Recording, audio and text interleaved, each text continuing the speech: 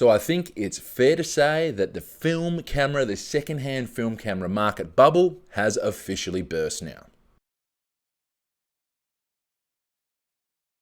Just before we get started, guys, if you want to support the channel, head over to 35strapco.com.au. That is my camera strap company. I make all of these by hand myself, hand stitched, hand cut. If you want to support the channel, head over there, pick up a strap. It goes a long way to keeping these videos coming. Thank you again.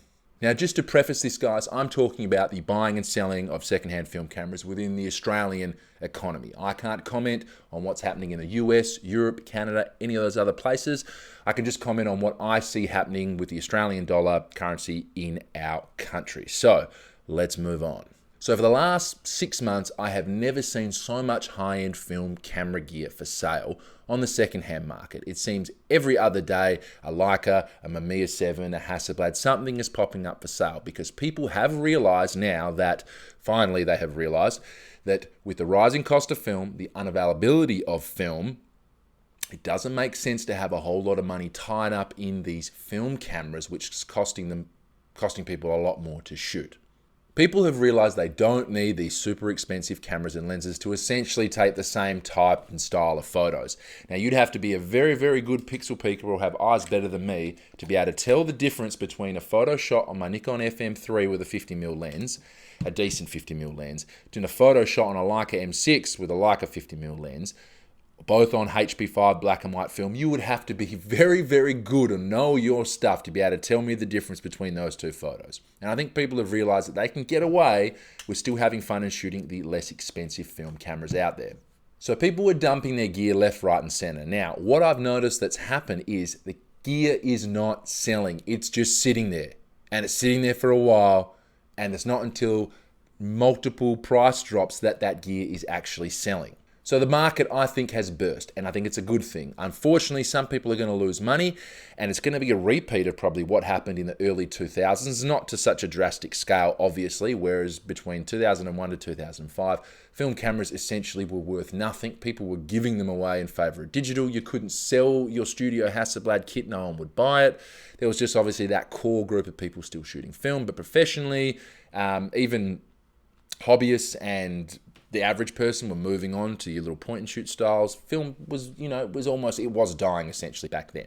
And I think that's sort of what's going to happen now, unfortunately. People who spent $5,000, $6,000 buying these top-end god-tier film cameras. I mean, we all remember seeing Mamiya 7 kits go for $5,500, Leica M6s for $4,500, X-Pan kits for $7,500. I think anybody who dropped that kind of cash, unfortunately, is going to lose a bit of money going forward. Now, like I was just saying, I have seen this happen with my own eyes. I've had to drop prices on any gear I've wanted to sell, but buying gear has been pretty good. We've been able to finally get a deal. Prices have rolled back maybe to what they were a couple years ago. So if you're looking to get a camera, it's definitely an exciting time for you. Just recently, and most notably, guys, on our big AFP Facebook group, which I've spoken about multiple times, gentleman was selling his Mamiya 7 kit with an 80mm lens. I think he had it listed for $4,800, $4,900. Now, over the course of 5, 6, 7 weeks, I watched that poor man drop the price consistently until he sold it for an ultra low 3,500 Aussie dollars. Now, a Mamiya 7 I don't think has sold for anything like that for quite a long time. And that's what his listing ended up as, and I'm sure someone snapped it up. Me personally, don't tell my wife, I hope she doesn't watch this video, the Voigtlander 58mm, which I've raved about before, I've always wanted to try the 40mm, the new 40mm version. You guys know that lens that looks like the old AIS's. I just picked one up for $400 with the lens hood. Now, to buy that brand new, $800 for the lens, $100 for the lens hood, so $900 Aussie. Gentleman had it listed for $550 or just over $500. Just sat there for the last couple of weeks, and he's dropped it to $400. And I said, hey, okay, well, I can afford that. I'll buy that lens. That's a steal. So really exciting time if you're looking to upgrade your film kit. If you want to go away from using disposables or crappy point and shoot cameras with variable aperture shitty zoom lenses, you could probably upgrade to a really nice SLR. The Nikon, I can't recommend them enough. They're just bulletproof.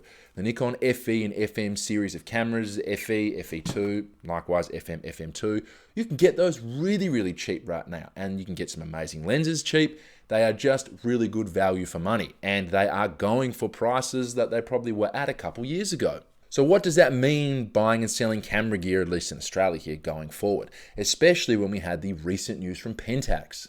Now, unless you've been living under a rock, Pentax have decided, hey, we're going to make new film cameras. And I'm all on board. I will be keeping my Nikons, but giving my money to Pentax. I will be supporting any major manufacturer out there who wants to make a new film camera. I will buy one just to support them because I've got to keep film going, people.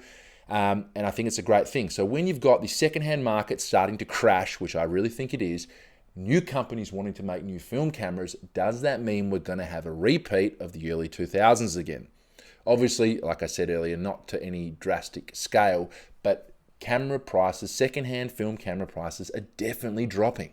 People just have realized, especially in this country right now, mortgage rates have gone through the roof, the cost of living is skyrocketing, price of film is skyrocketing. People just do not have that disposable income anymore to blow on expensive film cameras. Unless the one caveat being you're a professional wedding shooter, let's say, or professional photographer like that, and you can afford and justify spending stupid amounts of money on a Contax 645 kit to shoot your weddings with an 80mm planner. And you can write it off as a tax deduction, whatever the case may be. It's an expense for your business. Outside of those people, I really don't think many people are dropping that kind of cash. And like I said again, if you're a new film shooter looking to upgrade your kit, it's a perfect time. If you're a long-time existing photographer, film photographer, or you've over the last couple of years, you've amassed thousands and thousands of dollars worth of camera gear, because I'm sure you have, it may not be a good time for you to sell, guys. I just think people are probably better off holding on to that gear unless you sell your gear knowing you're probably going to take a hit because people just don't have the money anymore. So what does that mean going forward for everybody? Well, I think it's good news. I think that the secondhand film camera bubble, it peaked, a year and a half ago or 2 years? It was astronomical, guys. The money people were paying for these cameras was stupid. I thought it was ridiculous. Now, that's not just me talking as in someone who shot film for such a long time. I remember when my first M6 cost me 1,300 Aussie dollars. It's just in general that these cameras are old tech. A lot of them can't be repaired, and they start going for stupid money. It just doesn't make sense to me, and I get supply and demand, don't even start with that. But it just didn't seem, I felt like the market cap should have been reached a long time ago. Especially when we're at the point where, why would you buy a secondhand M6 at the prices people were starting to ask when you could get a brand new MP? This was, before the recent price rise from Leica anyway, and now those are quite expensive again. So because I probably waffled on long enough, guys, hold on to your camera gear. If you've got it, don't sell it unless you're going to sell it and probably take a loss on selling it. Or if you're a newbie, it's a good time to upgrade and find yourself a good camera kit.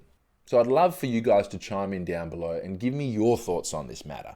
I think it's dropped. Any Aussies, do you agree with me? Do you think I'm wrong? And my overseas viewers, what do you guys think? And what's happening in your neck of the woods? Has the price started to stagnate and started to drop? I'd love to hear what everybody thinks down below, because it'd be real interesting to be able to potentially gauge the worldwide film community, see what's going on over there in the comments below. Thanks for tuning in to another episode, guys, and I'll see you soon.